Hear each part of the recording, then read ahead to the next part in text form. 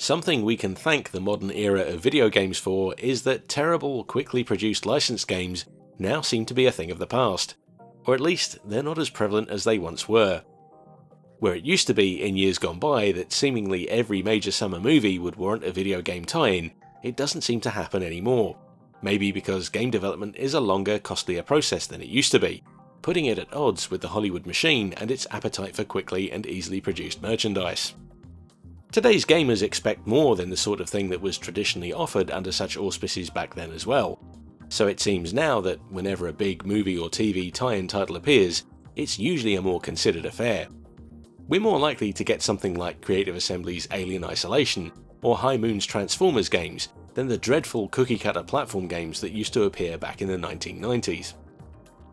With examples like those games I've mentioned in mind, it's safe to say that not all video games built around a media franchise are destined to suck harder than a Henry Hoover. Sometimes one will appear that suggests the people who worked on it actually cared about making it fun, or realised how cool the property they'd been given to play with actually was. And that's largely the impression I get from Activision's tie-in with 20th Century Fox's first solo Wolverine movie. For fans of Marvel Comics, all things X-Men related and especially the movies, this game is going to be the big one. It's the game that lets you play as the one, the only, the awesome and invincible Hugh Jackman. But even better, in this game you get to play as Hugh Jackman playing Wolverine, which makes him even more awesome and invincibler. Pretty cool, right? But what's even cooler is that, playing decidedly against the video game spin-off stereotype, X-Men Origins Wolverine, Uncaged Edition, is actually a pretty good game. It's got to be said that the movie it's based on really is a bit of a stinker, so much so that you could easily question the wisdom in developing a licensed tie-in for it. But Activision have made a smart decision here by deviating substantially from the film's storyline. Thanks to the writing talents of comic scribe Mark Guggenheim, the game goes off in several new directions, so in terms of plot, it sticks to the movie's basic framework, but spices things up by folding in a parallel storyline and some more exciting stuff from X-Men comics lore.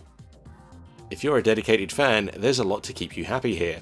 In fact, if you put a gun to my head and asked me to choose which was better, this game or the movie, it'd be no contest. The game comes out on top by a long mile. The movie is still good for other things though. Come to think of it, if anybody ever did actually put a gun to my head, I'd hope it would be over something more significant than whether I preferred a video game to a movie. Some things in life just aren't worth getting that bent out of shape over. But, so long as we're talking about acts of violence, it's worth mentioning that this game is extremely violent, and that's actually the selling point of this Uncaged edition.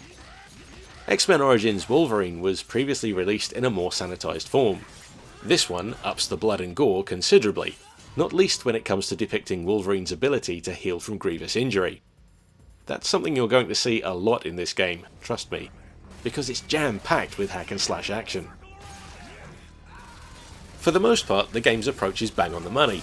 A lot of thought has gone into making good use of Wolverine as a playable character. Besides his healing factor, a push of the appropriate D-pad button enables you to use his feral senses to sniff out the next objective, or pop and retract his famous claws. There's also a basic but useful XP system, which allows you to unlock and select different upgrades to things like special attacks, defensive skills and health regeneration. So there's a bit more depth to the game than simply hammering buttons and watching everyone around you die. It's not without its issues though, and while you can certainly learn to live with some of them, others are the kind of things you'll just have to grin and bear. Short-term bugbears include the game's controls, which take a while to master. The majority of the maiming and murdering you'll do relies on button mashing to perform combos, but specific, carefully timed button presses allow you to pull off some cooler moves. I personally get a chuckle out of grabbing enemies by the ankle and throwing them around, especially if I can get into a pattern of doing it repeatedly. Blocking and countering attacks is pretty important too, and can literally turn the tide of battle when you're surrounded by an attacking mob. The range of attacks and defensive moves you can pull off isn't massive, but there's enough of them for the control system to prove bewildering at first while you're figuring them out.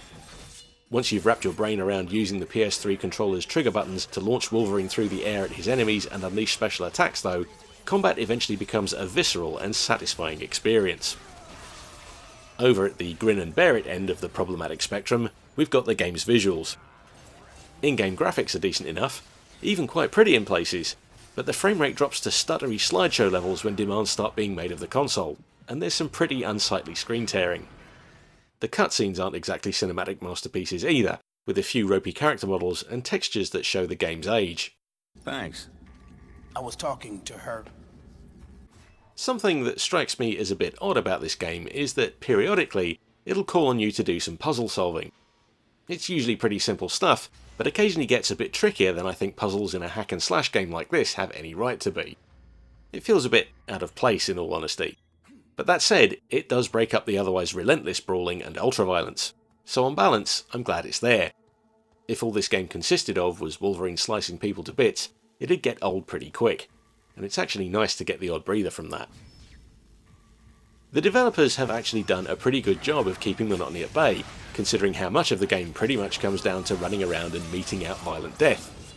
That in itself isn't a problem, because hacking your enemies to pieces is fun, but the actual variety of things to brutally murder isn't all that great. In fact, when new enemy types appear away into the game, it actually comes as a bit of a shock to the system. There are some nifty set pieces dotted throughout to change things up a bit and alleviate this problem though, and some of these are very cool, like one section late in the game where you have to skydive down onto a giant sentinel robot to attack it. You never saw this in the movie, more's the pity. There's a little bit of a sense as the game draws to its close that Activision was suddenly aware that they needed to tie things up with more on-the-nose references to the movie, with a rapid succession of boss fights utilising the characters that appeared in it. And this, without giving anything away, leads to an infuriatingly difficult final battle with the movie's version of Deadpool, which feels like too much of a slog to get through and is too easy to die halfway through by means of a stupid accidental button press. I don't like end of game bosses that are a pushover, but come on, this is ridiculous. Actually, I've got to be honest here, I can't get past this part. It's too hard, so I have no idea how the game ends. I'd like to think that Wolverine renounces violence, becomes a Buddhist and goes off with his girlfriend and everything is just wonderful. I certainly hope he doesn't get shot in the head or lose his memories, or they make a few more movies and then kill him off when Jackman starts getting too old to play him or something. That would be just terrible.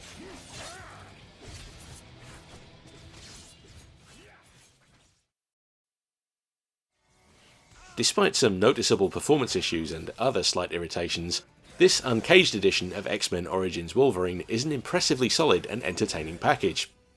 Very clearly, the whole thing's been conceived as a gift to X-Men fans who might have felt shortchanged by the movie, and in that respect, it's successful without losing itself under an avalanche of unrestrained fan service.